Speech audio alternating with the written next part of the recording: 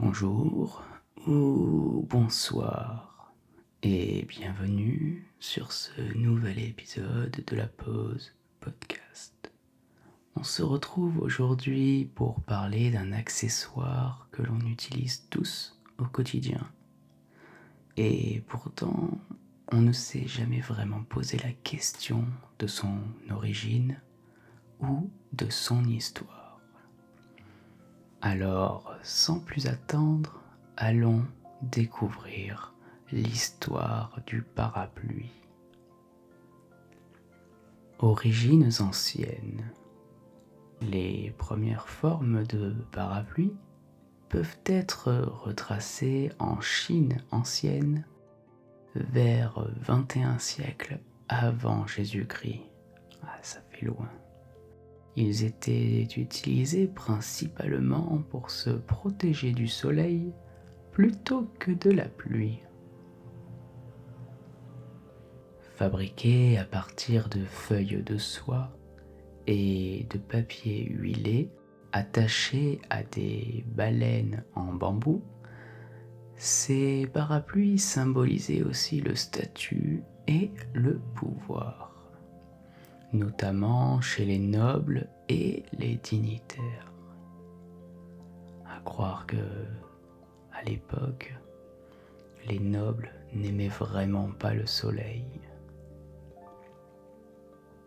Diffusion culturelle.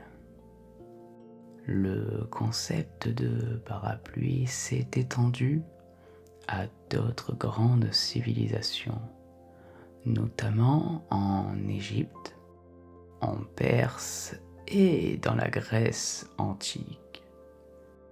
Dans ces régions, il continuait à être utilisé principalement pour la protection solaire.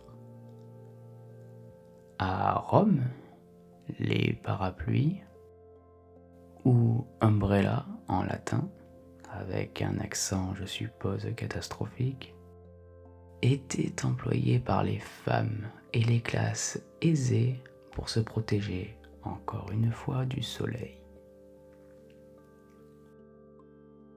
Moyen Âge et Renaissance en Europe.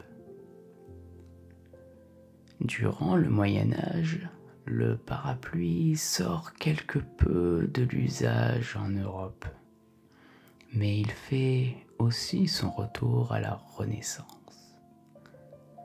Importé d'Orient par les marchands, à cette époque, il commence à être utilisé pour la protection contre la pluie en Italie, se diffusant progressivement dans les autres pays européens.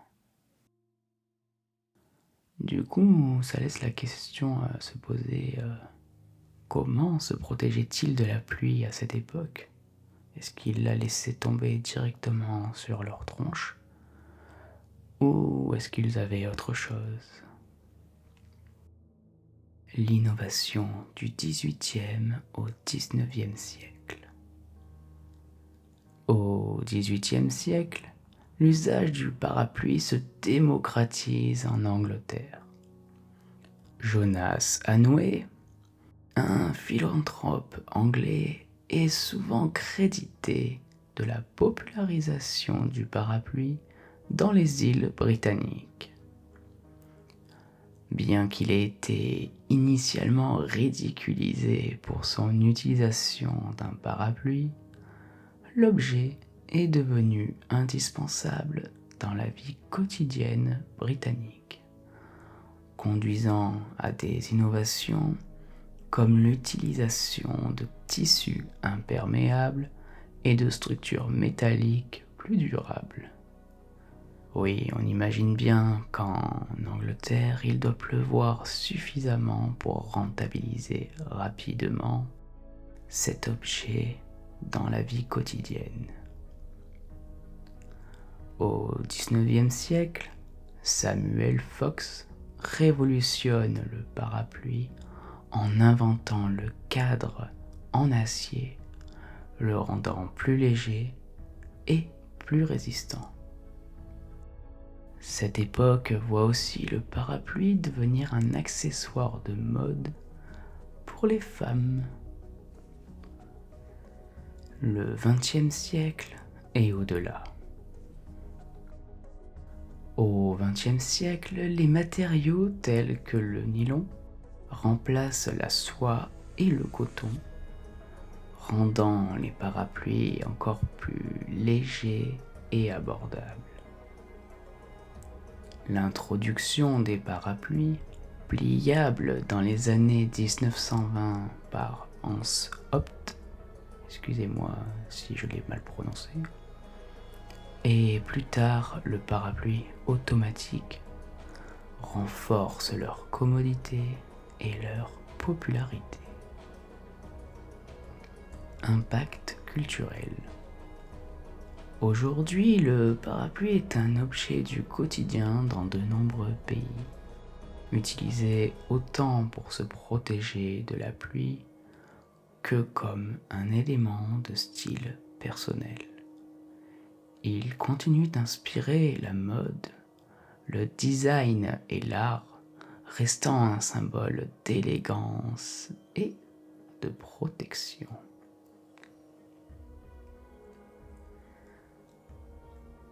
Et nous sommes déjà à la fin de ce petit podcast. J'espère que l'histoire du parapluie vous aura plu et fasciné. Dites-moi en commentaire si vous êtes toujours éveillé, si vous étiez au courant de toute cette évolution. En attendant, n'oubliez pas de vous abonner, de laisser un petit like qui fait toujours plaisir. Et je vous souhaite une agréable journée, soirée ou ce que vous voulez. Et à la prochaine.